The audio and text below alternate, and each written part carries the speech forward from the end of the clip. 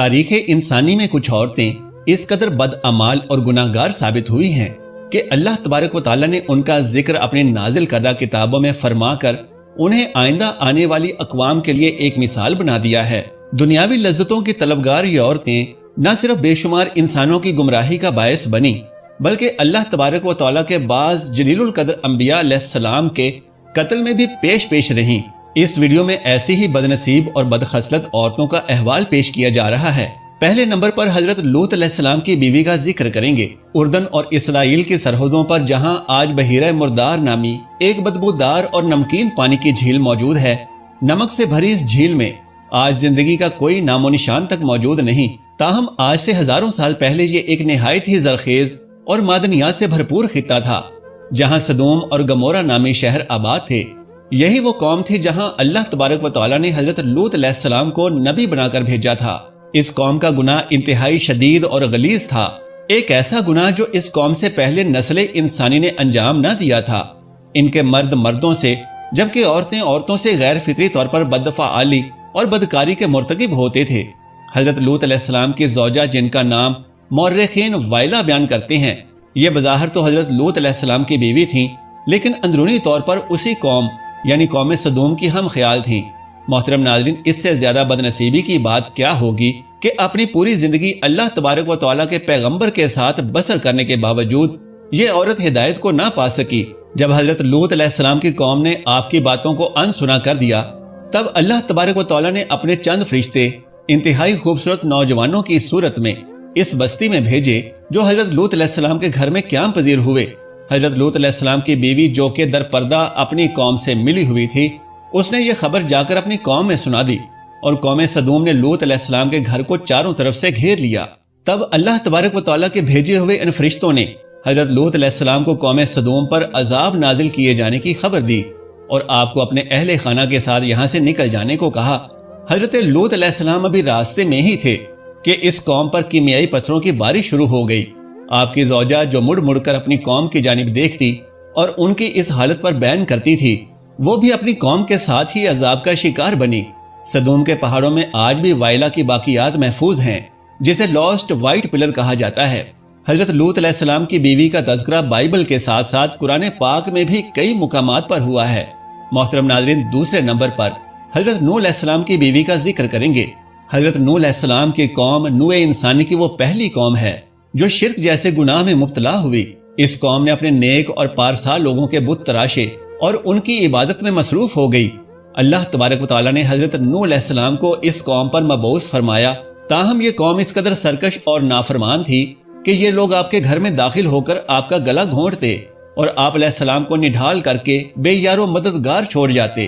آپ علیہ السلام کو مجلسوں میں مارا پیٹا جاتا اور وہاں سے دھتکار دیا جاتا۔ حضرت نوح علیہ السلام کی بیوی بھی ان کافروں سے ملی ہوئی تھی۔ مفسرین اور مورخین حضرت نوح علیہ السلام کی بیوی کا نام واہلہ یا والگہ بیان کرتے ہیں۔ یہ نہ صرف بذات خود کافر تھی بلکہ اس کا رہن سہن بھی کافروں جیسا ہی تھا۔ حضرت نوح علیہ السلام سے دشمنی میں یہ عورت اپنی قوم کے ساتھ کھڑی تھی۔ یہ کافروں کی محفلوں میں شریک ہو کر حضرت نوح علیہ السلام کو دیوانہ اور مجنون قرار دیتی، نعوذ باللہ، اور اپنے بتوں کی بڑائی اور عظمت بیان کرتی۔ جب کوئی آدمی کفر و شرک کو چھوڑ کر ایک خدائے وحدہ لا شریک پر ایمان لے آتا تو یہ عورت اپنی قوم میں جا کر اس کی مخبری کرتی اور یہ لوگ مل کر ایمان لانے والے اس شخص پر عرصہ حیات تنگ کر دیتے۔ والہہ نامی اس عورت نے حضرت نوح علیہ السلام کے ایک بیٹے یام کو بھی کفر و گمراہی میں مبتلا کر دیا تھا، لہٰذا آپ کا یہ بیٹا بھی کافروں کے راستے پر چل کر آپ کی مخالفت کرتا۔ اللہ تبارک و تعالیٰ نے اس عورت کے کفر اور بدبختی کا تذکرہ اپنی کتاب قرآن مجید میں کیا ہے، جبکہ اس کا تفصیلی احوال بائبل میں بھی درج ہے۔ جب اللہ تبارک و تعالیٰ نے قوم نوح پر سیلاب عظیم کا عذاب نازل کیا تو حضرت نوح علیہ السلام کی یہ بیوی اپنی کافر قوم کے ساتھ ہی لقمہ اجل بن گئی۔ نمبر 3، دلائلہ۔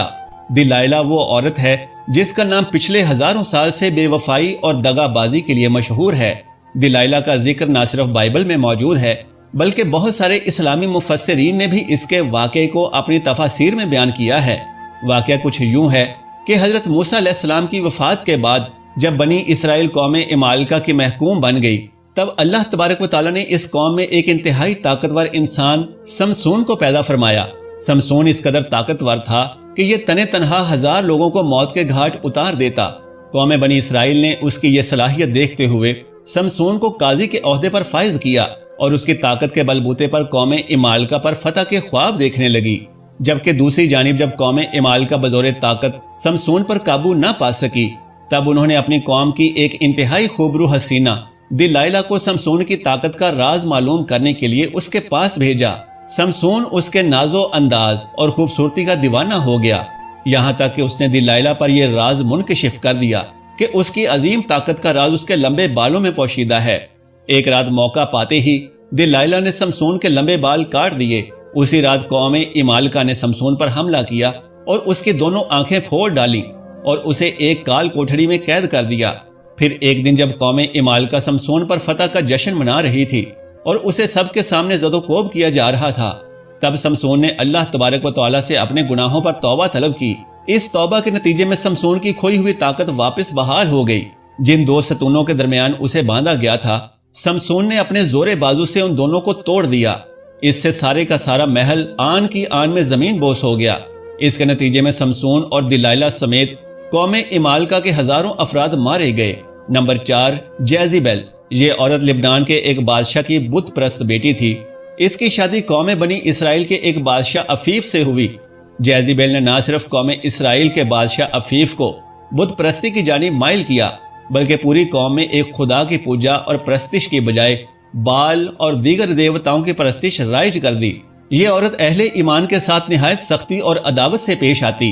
ایک مرتبہ قوم بنی اسرائیل کے ایک بزرگ حضرت یرمیہ جیزیبل اور اس کے شوہر کو بت پرستی ترک کرنے اور ایک خدائے بزرگ و برتر کی عبادت کرنے کی تلقین کے لیے تشریف لائے، لیکن اس ظالم عورت نے ایک نیزے کے ذریعے عمر رسیدہ حضرت یرمیہ کو موت کے گھاٹ اتار دیا۔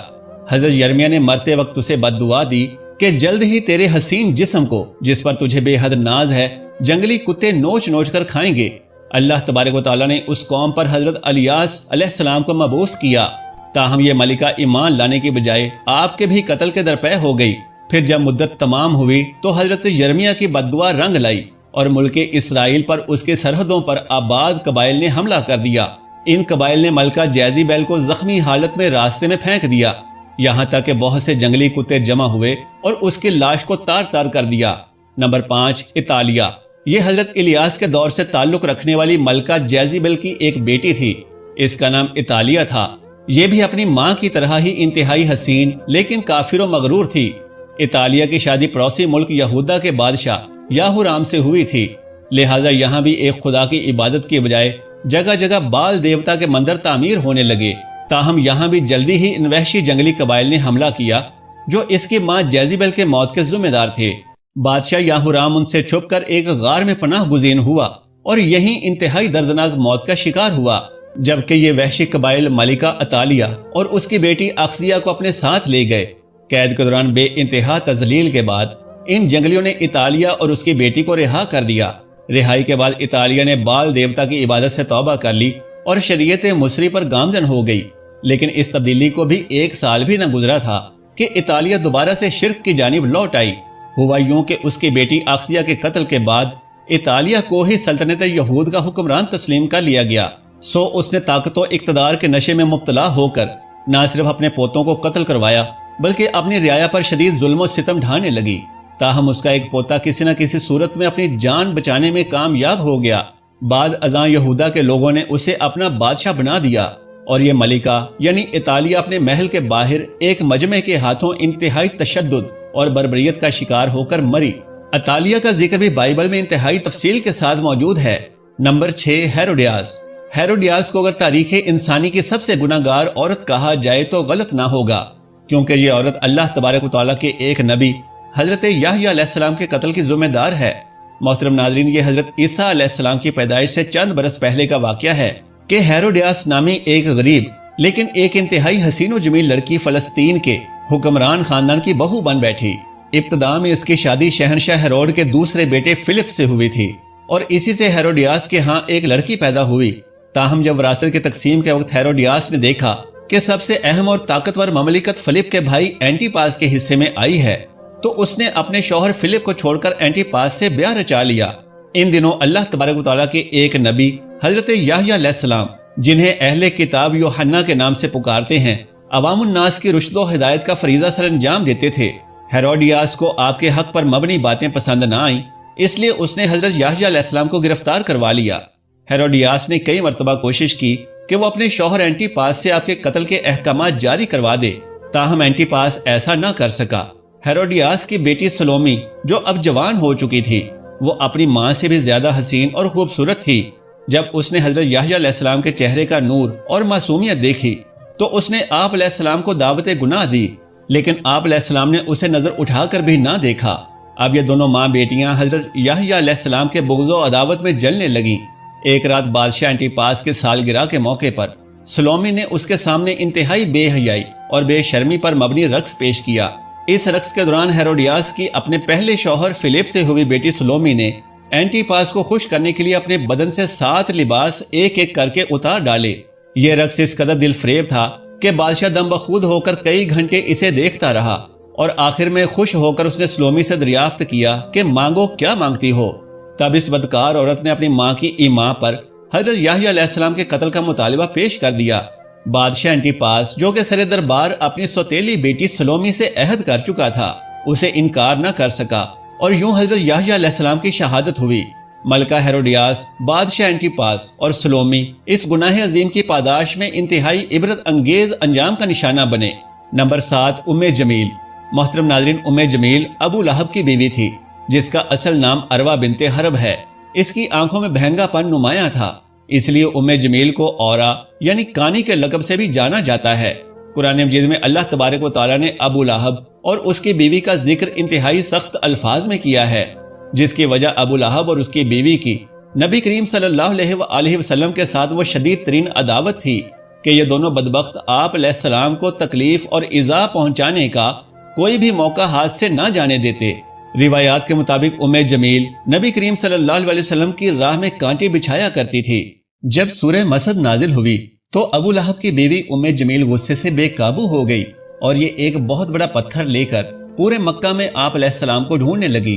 یہ حرم کعبہ میں حضرت ابو بکر صدیق رضی اللہ تعالی عنہ کے سامنے اس حالت میں آئی کہ اس کے منہ سے جھاگ نکل رہی تھی۔